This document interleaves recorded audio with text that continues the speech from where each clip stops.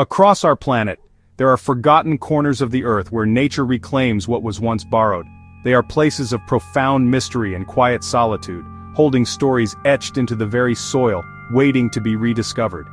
These are wild, untamed landscapes that once offered refuge and a profound connection to the natural world. Here lie the faint traces of human presence. The appeal of these forgotten places is a blend of nostalgia and the innate human desire for exploration and discovery. What became of those who camped here? So let us embark on a journey into the world's most mysterious lost campsites. We will uncover the stories of why these once-cherished havens were forsaken. Deep within the rolling woodlands of Ontario, Canada, near the serene shores of Lake Ontario, lies a place of profound and clandestine significance. To the casual observer, it is merely a stretch of dense, unremarkable forest, a tangle of maple and pine reclaimed by nature. But this unassuming landscape conceals a history of global importance, for this was the site of Camp X, one of the most secretive installations of the Second World War. Here, in this isolated crucible, the very arts of espionage and covert warfare were honed, far from prying eyes. Established in 1941, this was no ordinary military base. It was a school for spies, a top-secret training ground for Allied forces, including British, Canadian, and American agents. Here, recruits learned the deadly skills of sabotage, silent killing, and intelligence gathering. They were taught to become ghosts, to move unseen through enemy territory. The curriculum was brutal and unforgiving, designed to forge individuals into weapons. The very air in these woods seemed charged with silent intensity, a purpose that has seeped into the soil and lingers among the whispering leaves. The camp was a self-contained world of secrets. It housed Hydra, a sophisticated communications relay station that linked North America and Europe, transmitting the most sensitive intelligence of the war. Its existence was a closely guarded secret, known only to a select few. The men and women who passed through these grounds were sworn to a lifetime of silence, their stories buried under official secrecy. The camp was designed to be erased, to leave no trace once its purpose was served. When the war ended and the final trainee departed, the process of forgetting began. The barracks were dismantled, training structures torn down, and the forest was allowed to advance, swallowing the evidence of this secret war. For decades, Camp X remained largely untold, known only to intelligence historians and aging veterans who kept its secrets. The wilderness became its silent guardian, holding this legacy in a green embrace, a testament to a hidden chapter of history. Today, the area once known as Camp X is a maze of second-growth forest. The precise locations of its many features are now obscured. Unofficial paths wind through the dense undergrowth. To walk here is to feel a palpable sense of history. Yet, faint traces of the camp's past persist. The concrete foundations of former buildings lie hidden. The land itself is scarred with the ghostly indentations of old trench systems. These are the subtle fingerprints of a history that refuses to be completely erased. Rumors have long circulated among local communities of what might still be buried here. The stories tell of secret bunkers. These tales fuel a modern-day treasure hunt. Each discovery is a powerful link to the past. The forest has become a living museum. The search for these relics is an act of remembrance. On the remote shores of South Georgia lies Grytviken, once the largest whaling station in the Southern Ocean. This pristine harbor was transformed into a factory of death. For over 60 years, it was a place of fire, steam, and the brutal processing of whales. Enormous platforms stained dark with decades of blood stretched along the shoreline. Colossal whale carcasses were hauled from the water to be systematically dismantled. The rusted hulks of these plants still stand today, skeletal remains of an industry that pushed many whale species to the brink of extinction. It tells a story of a community built on brutal commerce. The collapse of whaling in the 60s was sudden. With whale populations decimated and demand plummeting, Grytviken's rationale evaporated. The machinery halted, fires extinguished, and the whalers sailed, leaving a ghost town. What remains is a haunting ghost town.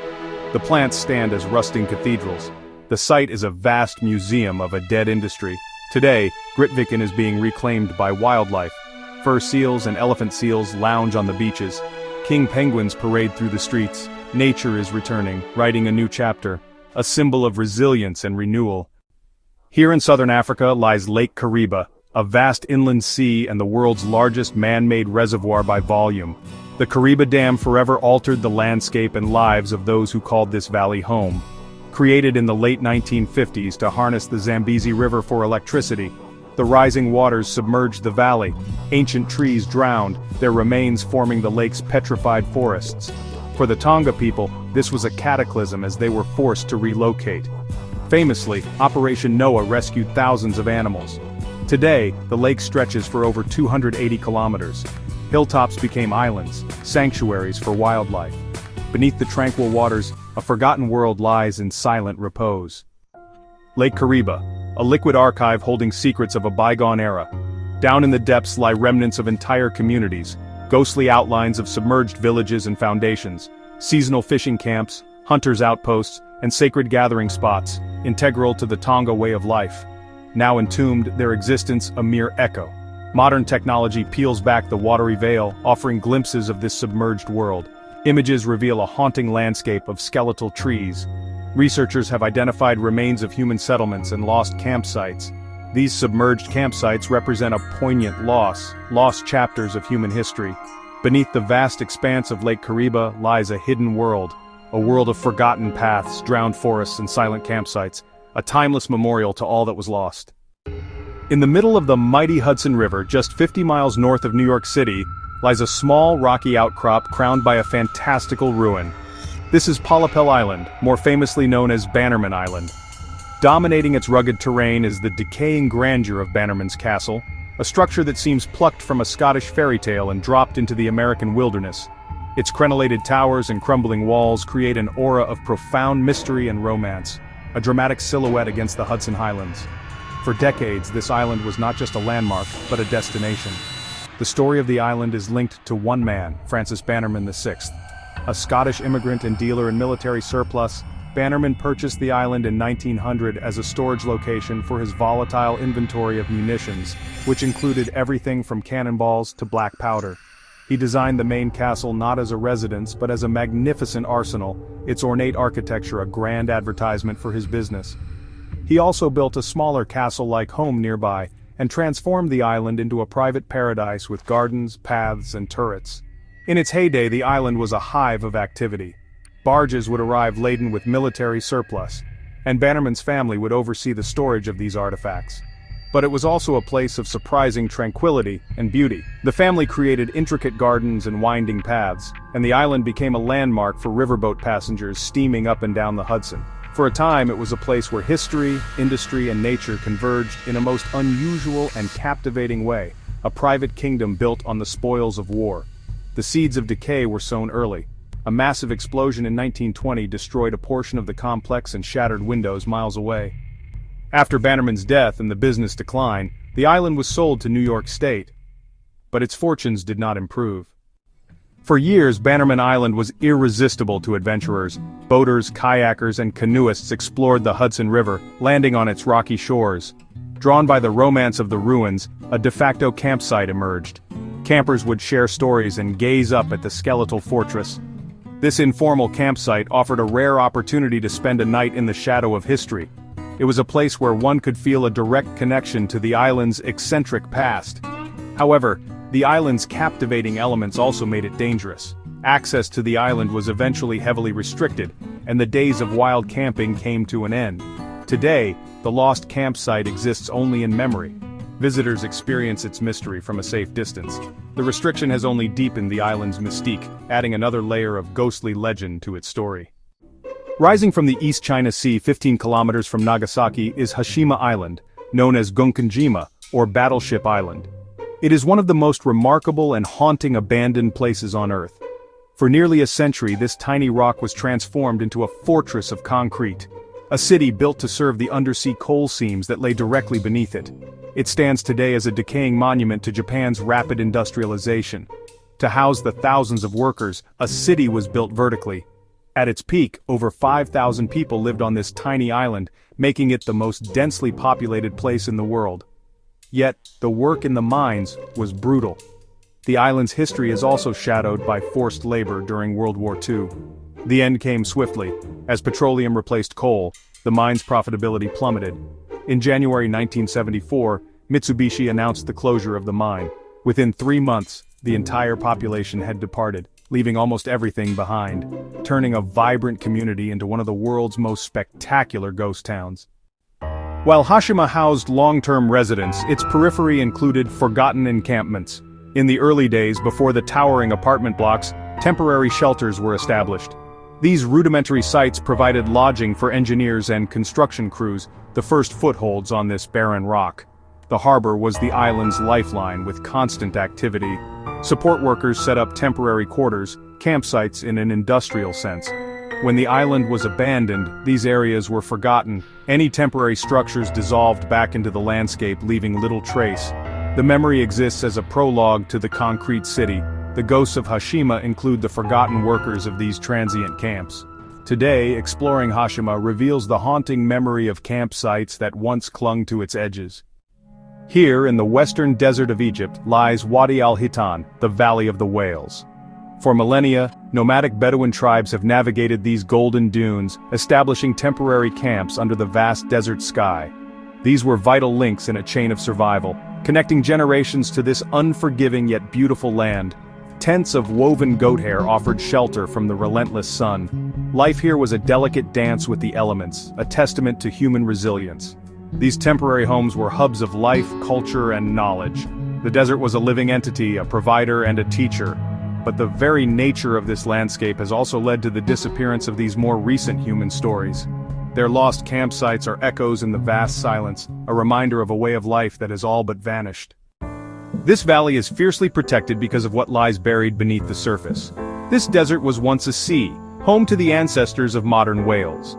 The ground is littered with perfectly preserved skeletons, a paleontological treasure trove. In 2005, Wadi al-Hitan became a UNESCO World Heritage Site. Preserving these fossils for future generations had to take precedence. The campsites of the Bedouin are lost to time, existing only in subtle signs. These lost campsites represent a different kind of fossil, the fossil of a human culture. Here, a fortress of concrete rises from the waves. This is Hashima Island, known as Gunkanjima or Battleship Island, a place teeming with life, supporting a population density that was, for a time, the highest on Earth. Beneath their feet, a labyrinth of coal mines burrowed deep into the seabed. The lifeblood of this island was coal, and the men who toiled in the darkness below were its heart. Makeshift camps offered fleeting moments of respite. When the age of coal began to wane, the island's fate was sealed. In 1974, the last resident departed, leaving behind a city frozen in time. Gunkanjima became a ghost island, a silent monument to a bygone era. Today, Gunkanjima is a place of profound silence, a forbidden landscape where nature is slowly, inexorably, reclaiming what was once hers. The concrete walls, once symbols of human dominance, now crumble under the persistent caress of salt spray and wind. Green tendrils of vegetation creep through cracks in the pavement, a quiet but powerful rebellion against the gray uniformity of the man-made world. To set foot here is to step into a post-apocalyptic dreamscape, a world without us, where the echoes of thousands of lives are palpable in the stillness. Official access is heavily restricted. Small guided tours are permitted to tread carefully upon designated pathways on the island's edge, a sanitized glimpse into its haunting beauty. But the true heart of Gunkanjima, its labyrinthine apartment blocks and crumbling industrial facilities, remains strictly off-limits. The structures are dangerously unstable, a fragile skeleton picked clean by time. It is a place deemed too perilous for casual visitation, its secrets guarded by the very real threat of collapse and the force of law. Yet, the allure of the forbidden is a powerful force. For a certain kind of adventurer, the modern explorer, these restrictions are not a deterrent but, well, a challenge. Whispers and fragmented online accounts speak of those who, under the cloak of darkness, make the clandestine journey across the water. They navigate by starlight, their small boats slipping quietly towards the island's dark silhouette, seeking not just a thrill, but a more intimate connection with this extraordinary ruin, a place untouched by the curated experience of official tourism. These illicit journeys culminate in what must be one of the world's most audacious acts of wild camping. Tents are pitched in the shadow of decaying high-rises, or perhaps even within the hollowed-out shell of a forgotten apartment, with the wind as a constant ghostly companion. It is a profound act of trespass, a temporary occupation of a dead city. For these few, spending a night on Gunkanjima is to listen to its story in solitude, to feel the weight of its history, and to witness firsthand the raw, untamed beauty of its decay. In the Venetian lagoon lies Poveglia, an island synonymous with suffering and death. For centuries it served as a lazaretto, a dumping ground for the sick during the Great Plagues. The island became a final, isolated home for tens of thousands. The soil is said to be composed of the ash and bone of countless victims. In 1922, a mental hospital was opened, its structures built upon tormented earth. Stories tell of a cruel doctor who performed horrific experiments. The hospital closed in 1968. Poveglia has been almost entirely abandoned, left to the ghosts of its past, drawn by its reputation as one of the most haunted places on Earth. For decades following its final abandonment, Poveglia existed in a state of legal limbo. It was state property, yet largely ignored, its dark reputation serving as its most effective guardian. This ambiguity created a window of opportunity for the brave, the foolish, and the morbidly curious. Drawn by the potent blend of history and horror, people would secretly make their way to the island, their small boats cutting through the lagoon's placid waters towards the forbidden shore, determined to spend a night in the heart of the legend. Camping on Poveglia was an act of profound defiance. It was a challenge to the stories, a confrontation with the island's alleged malevolence. Tents were pitched in overgrown clearings, sometimes perilously close to the crumbling asylum. Campers would tell stories of disembodied screams carried on the night wind, of fleeting shadows in the moonlight, and of an overwhelming sense of being watched by unseen eyes. Every rustle of leaves, every creak of a decaying floorboard was amplified by the island's terrifying reputation, turning a simple night outdoors into a severe test of nerve. These illicit visitors were not typical campers seeking tranquility. They were ghost hunters, urban explorers, and thrill seekers, armed with cameras and audio recorders, hoping to capture proof of the supernatural. They explored the derelict hospital by torchlight, their beams cutting through the oppressive darkness of wards and treatment rooms left to rot for half a century. They were searching for an encounter, an experience that would validate the island's chilling folklore and provide them with a story that would last a lifetime. However, the Italian government has since taken a firm stance, citing safety concerns over the dangerously dilapidated buildings and a desire to quell the island's notoriety. Access to Poveglia is now strictly forbidden. Heavy fines and legal action await any who are caught trespassing. The window of opportunity has closed. The secret campsites of Poveglia are no more, and the island has been returned to its ghosts, its shores now legally as well as psychically off limits, adding yet another layer of mystery to its dark and compelling tale. From the silent concrete canyons of Gunkanjima to the haunted shores of Poveglia, we have journeyed to the edges of the map, to places where human presence was once vibrant, but is now just a fading echo. These lost campsites are more than just abandoned clearings or forbidden shores, they are poignant memorials to chapters of our own history.